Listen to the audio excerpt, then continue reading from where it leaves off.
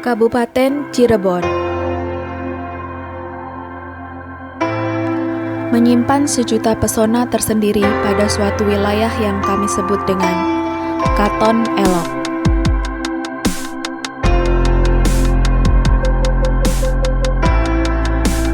Hasil analisis area terbangun dan kepadatan penduduk sejalan dengan status desa kota mengindikasikan bahwa perkembangan Kabupaten Cirebon mengarah pada koridor Cirebon-Jakarta.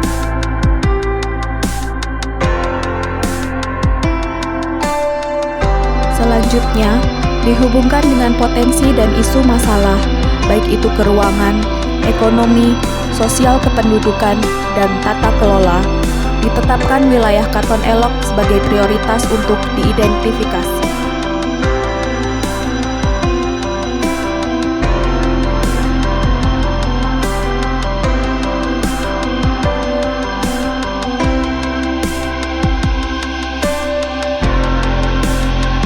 Permasalahan kewilayahan tersebut selanjutnya diidentifikasi lebih lanjut untuk merujuk pada permasalahan yang lebih spesifik yang terkait dengan pengembangan potensi wilayah perencanaan. Sehingga dapat disimpulkan bahwa permasalahan utama adalah kurangnya daya saing wilayah perencanaan.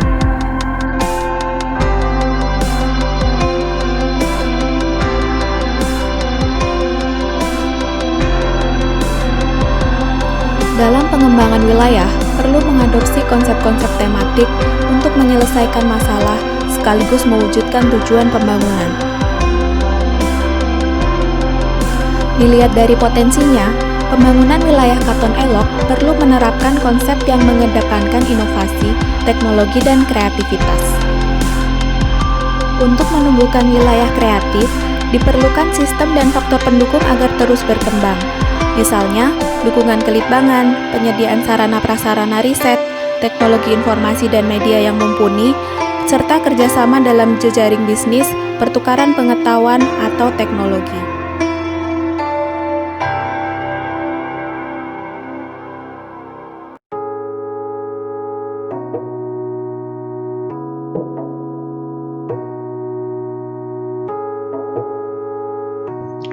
Skenario perlu dibangun sebagai dasar rencana pengembangan wilayah. Dalam perencanaan skenario, ketepatan dalam mengidentifikasi driving force penting untuk mengukur kemungkinan di masa yang akan datang. Dalam hal ini, teknologi inovasi dan tata kelola merupakan driving force utamanya.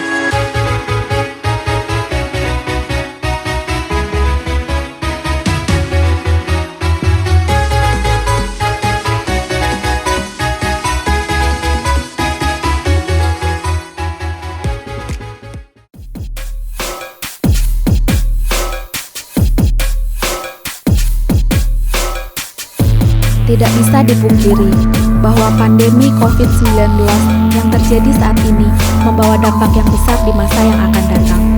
Dan kapasitas pemerintah menjadi kunci kondisi apa yang akan kita pilih di masa yang akan datang. Kapasitas penanganan secara proaktif adalah menyiapkan wilayah untuk dapat lebih adaptif menuju new normal.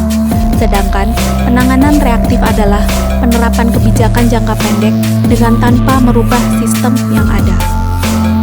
Tentunya, kita bisa menjawab skenario mana yang seharusnya dipilih. Sebagai perwujudan skenario Katon Elok yang unggul dan berdaya saing, direncanakan 3 tahapan pengembangan wilayah. Berangkat dari baseline di tahun 2020, periode pertama merupakan masa penerapan new normal pandemi. Periode kedua, dilakukan penciptaan citra kreatif serta pemenuhan sarana-prasarana pendukung kreatif. Tahapan pengembangan periode ketiga diarahkan pada akselerasi dan penguatan jaringan dengan wilayah kreatif lainnya, baik di Kabupaten Cirebon maupun kabupaten kota lainnya.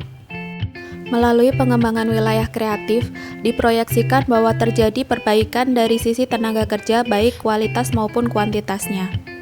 Selain itu, diperkirakan kontribusi usaha kreatif juga ikut meningkat beserta sektor-sektor ikutannya. Di tahun 2035, diproyeksikan bahwa permasalahan daya saing dapat diatasi. Arah pengembangan Katon Elok tersebut kemudian dimanifestasikan ke dalam keruangan. Sebagai rencana zonasi pengembangan wilayah kreatif, Kecamatan Weru dijadikan pusat kegiatan wilayah kreatif Katon Elok. Pusat wilayah ini kemudian didukung dengan 5 subpusat wilayah kreatif, diantaranya adalah Rotan di Desa Tegalwangi, Kecamatan Weru, Batik di Desa Trusmi, Kecamatan Pleret, Industri Sandal Karet di Desa Kebarepan, Kecamatan Plumbon, Kerajinan Kurit Kerang di Desa Astapada, Kecamatan Tengah Tani, dan Industri Emping Melinjo di Desa Tuk, Kecamatan Kedawung.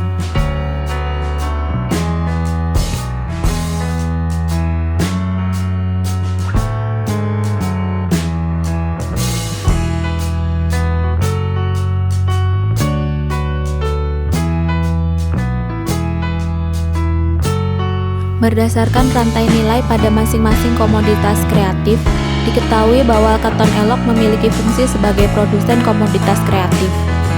Namun, aktivitas produksinya sangat bergantung pada bahan baku dari wilayah lain. Terjadi kendala ketika pasokan bahan baku tidak dapat memenuhi kebutuhan, seperti yang sering dialami industri rotan. Dari segi pemasaran, Jakarta dan Surabaya adalah tujuan pengiriman melalui pelabuhan Tanjung Priok dan Tanjung Perak. Sehingga diperlukan rencana untuk meningkatkan rantai nilai komoditas kreatif di Katon Elok.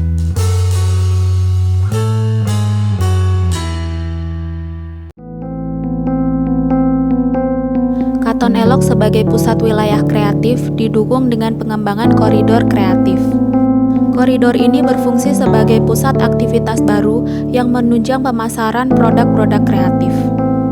Pusat wilayah kreatif dilengkapi dengan kawasan perdagangan, akomodasi, serta kawasan industri besar dengan mempertahankan kawasan pertanian sebagai pusat produksi dan penjamin ketahanan pangan.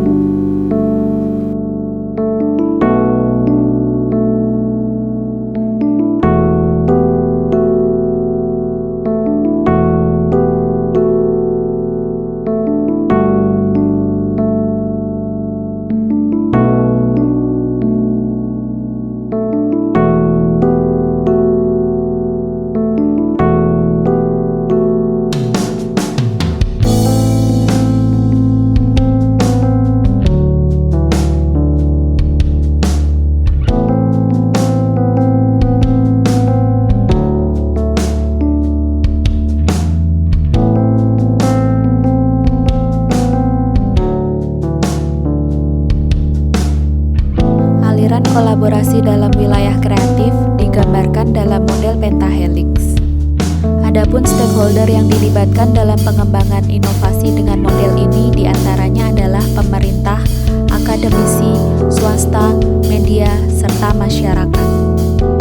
Tujuan pengembangan wilayah kemudian diturunkan ke dalam sasaran dan strategi. Terdapat 4 sasaran yang harus dicapai dalam pengembangan wilayah kreatif.